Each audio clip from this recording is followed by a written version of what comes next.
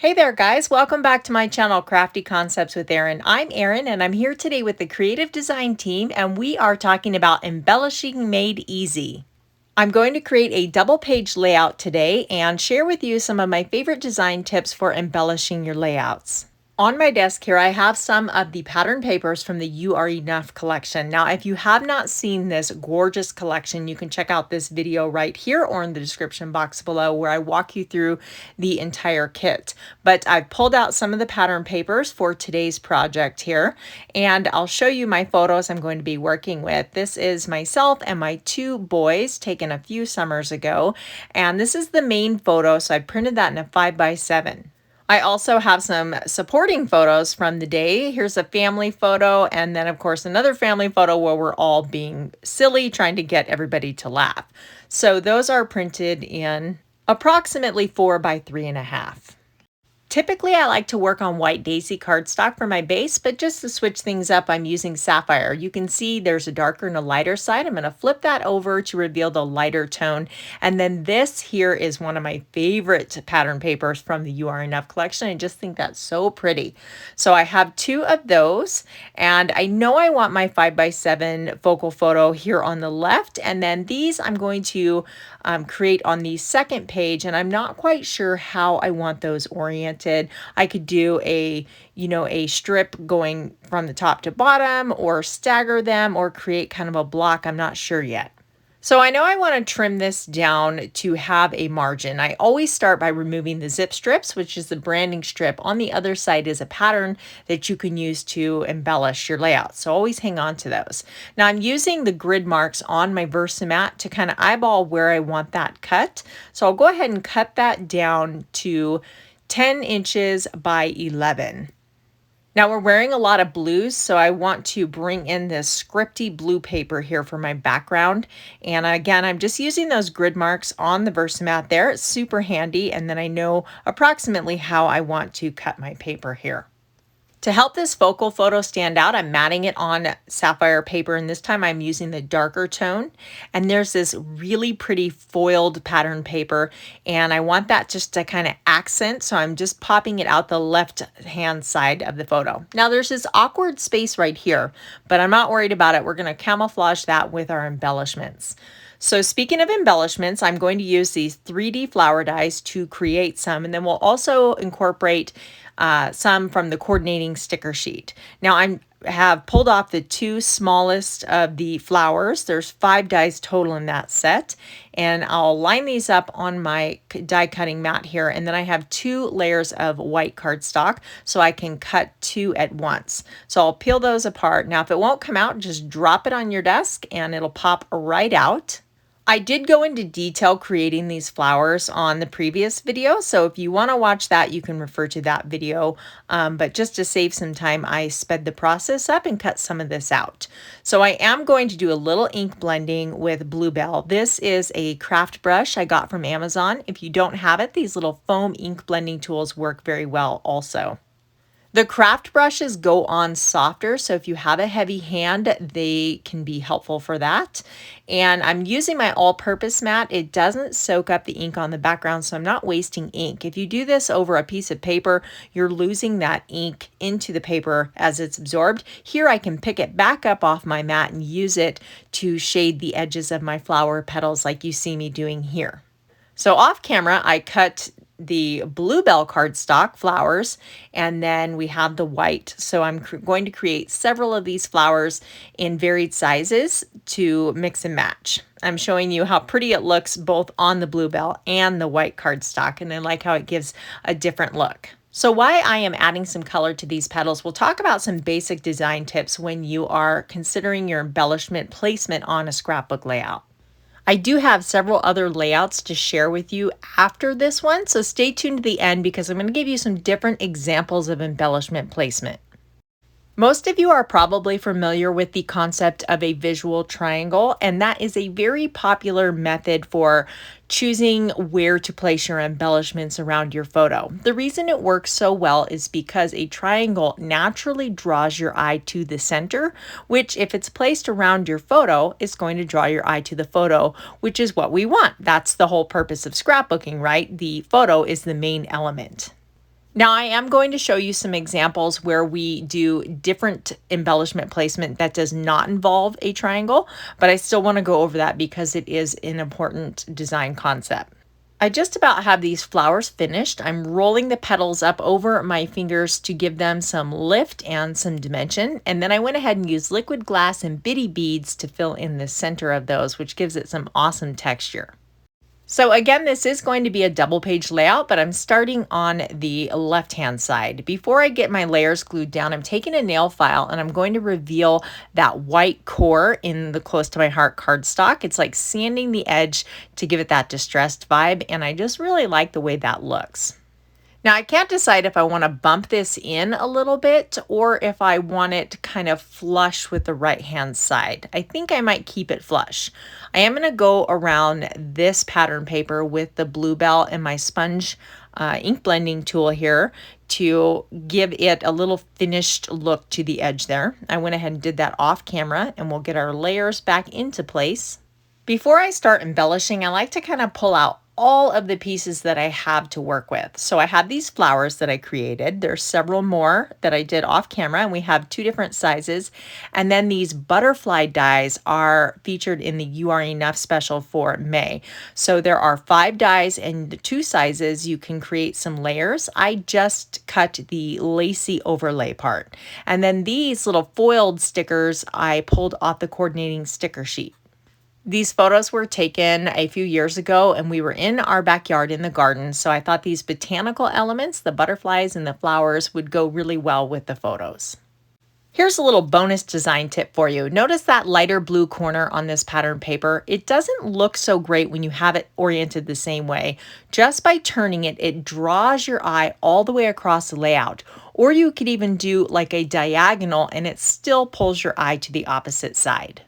I think I'm going to have it up in the top hand corner like this, and I'll go ahead and get that cut down. I did gut this paper because I wanted to save that inner portion that was covered here. No sense in wasting it. It's so pretty. So I will use my tape runner and get this tacked down. And again, it's nice having those grid marks on the VersaMats because I can very easily line it up with the other side. I will get this one adhered down. That's kind of a fun speckled look on the opposite side, but I just love that ombre scripty paper. I'm going to show you some different photo placement options and share why I think one works better than the other. So I like it like this, but just for fun, we're going to switch it up and I'm going to show you some differences here. Now remember that little awkward kind of spot there. I'm going to camouflage that with this Belle flower. And I like to start with the large elements. Now this butterfly is big. Before I go ahead and put it on my layout, I decided I wanted to add a little sparkle and shine. So I have my clear shimmer brush. I just laid down my all-purpose mat to protect my work surface. And I'm painting this butterfly. So again, this one's clear. So it's just going to give us a shiny, glittery finish without the mess. It's hard to appreciate on camera, but it does add a ton of sparkle. So we'll just get this covered nice and coated and I'll hold it up. Can you see that shine? It's hard to see, but it's there compared to the other one. And I don't want to waste that, so I'll just use this little butterfly and pick up that remaining on the all-purpose mat and we'll just touch up any spots. This is the new leaf layers die set from the May and June catalog, and it's perfect for these 3D flowers. Now this is the copper ore paper, and I went ahead and took that lacy leaf overlay and cut several of these coppery leaves. Along with those leaves, I'm going to use these little sprigs here on the white, and I like that they're backed on the white paper because it kind of adds some lightness to the area. And I'm going to just tuck these under the flower, and then I also want to use my butterfly. So when creating my clusters, I like to have my elements nestled together. I like them overlapping the photo and overlapping each other so they all kind of have this cohesive feeling. Since this butterfly is large, I didn't want it to cover too much of my photo, so I tucked it behind my photo mat, and then I'm going to put the flower over the top. That's another thing I like to do. I like to have some things under my photo and some things layered on top, and again, it just lends itself well to that layered embellishment look. Now, take the other side for example. What if we orient our photos like this and put our embellishments here? we kind of end up with this awkward trapped space and it just doesn't have a good flow. So I'm going to move this up here and place my embellishments in the lower corner. And again, it doesn't quite draw your eye all the way across, and this is an awkward space. So what I like to do is have that embellishment all the way over on the far side of the layout to create that visual triangle, and it's going to carry your eye over. I don't know, you guys may think I'm crazy, but when I showed you the 3 variations, I think it makes a big difference. We no longer have any awkward trap space, and we have that triangle leading your eye all the way across. I'm just kind of fussing with the placement of these, and I want to bring in a few more stickers from the sticker sheet. These also have that same foiling detail. I'm going to tuck this one up top here to draw your eye up, and then this will be my journaling, and I'll slide this right into this area here. Now I still need a title element, so there's a new stamp set that I'm really excited about, and this is from the current May and June catalog. This is called Moments with You, and the I Love is a die cut that comes with this. So you have the little thin cut, and then you can combine it with all of these different sentiments on the stamp. So I love us, I love your face, I love every moment with you. Lots of possibilities for scrapbook titles and cards too. I went ahead and cut out the I and the love from this coordinating cardstock here. I believe it's the mulberry color. And we don't want to lose the little dot to our eye there. So you can see that what a good size that is and how it would be great for cards too. So I went ahead and stamped the word us on white cardstock and cut that out, but it just didn't quite look right for this layout. So I took my simple serif dies and die cut the word us, and even though it's a different font, I kind of like mixing and matching fonts, and it just had a more cohesive look. I'm using a couple scraps of this foiled sapphire paper to kind of mimic that paper tucked behind my main photo. So I want to create the illusion of having a solid strip of paper going all the way across my layout to kind of unite the 2 sides together. I'm going to use the Tombow Mono Aqua Liquid Glue in the blue topped container to adhere my embellishments. I don't like this for card making, but I do like this for my scrapbook layouts. So it dries clear, and I'm just gluing down the tips underneath the flower. You don't need to paste everything down. So I like to have a little lift on the ends of my butterfly wings and leaves, and I just, like I said, it gives it that dimension. So I'm just tucking the ends underneath. You'll notice in each of my embellishment clusters on this layout that I have repeated elements. Now they don't all have to be exactly matchy-matchy, but I like to repeat colors and textures for sure. So on this one, we happen to have the same embellishments in each cluster, but they're varied. Like I have a large butterfly in one and then small in the others. And then in the one cluster, I have a large and small flower, while the others just have a single flower. So we're mixing it up a bit, but again, we're still repeating those same design concepts in each one. Let's say you didn't want a butterfly in all 3, I would still take that same mulberry color and somehow incorporate it into the other embellishment cluster. So if it wasn't a mulberry butterfly, I might do some leaves or maybe a smaller flower or something like that, but just repeating that color.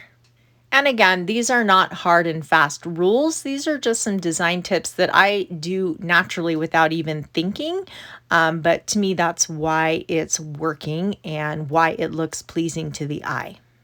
And again, this is my style. There's lots of different styles in scrapbooking. So, you know, that's part of the fun, is trying new things and finding your creative style. I'm pulling just a few more stickers from the sticker sheet. This is like white with the gold foiling around the edge, and I just again want to bring in more lightness to this layout. So little bits of white I think look good. And then of course we have to add some texture with our Bluebell gems. So these are pearls and they have different sizes. So I'm going to kind of nestle them around each cluster. I'm going to put 3. I love working in odd numbers. So 3 or 5 seems to be my go-to. And so we'll just repeat that in each one. And I'm using like the large and the 2 smaller sizes. There's 3 sizes on these Bluebell gems here, or pearls. I keep saying gems, or pearls. But this will just kind of add some interest to the layout and just something else for your eye to kind of find, and just it's neat. This is a zip strip, and I'm going to border the bottom piece here, and I'm not going to slide it all the way across just to save little pieces of that.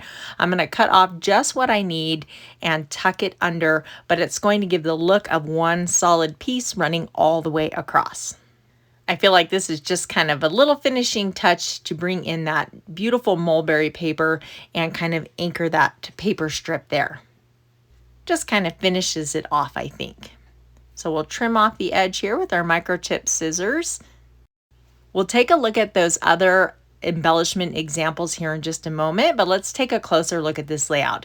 So we have that visual triangle that draws your eye all the way across the layout, and we've repeated colors and textures and design elements in each cluster, layering them so that they're overlapping each other and overlapping the photos. We have a lot of dimension going on with those flowers, but you could pop things up with your 3D foam tape to give different layers as well. I do want to show you a visual triangle on a single page layout. So you can see here we have used that pink color to carry your eye all the way around this layout. And then this, as I said before, this natural triangle just kind of draws your eye to the center where your focal photos are. So I've layered stickers, I've popped up this circle, there's this little tag here, everything's kind of layered under or over the photos, and I've added some little bluebell pearls in these clusters as well. Here's an example of a grid format. Now this is balanced, we don't have a triangle, but we have this diagonal placement of our embellishments, and we're creating a grid with our photos. I've repeated colors and elements in each one, and then we have the square that is the same size as our photo square that's housing our embellishments that helps those stand out. This next layout was done very recently, and you may have seen it, but it's a great example of placing them on a line. We have a diagonal placement of these embellishments, and it's still drawing your eye to the center photo, and we've basically created a mirror on either side and repeated those embellishments. So stay tuned. Tomorrow, Andrea will have something awesome to share with you guys. Here's a playlist to all of the creative design team videos for this collaboration. And thank you so much for watching, guys. I'll catch you in the next video.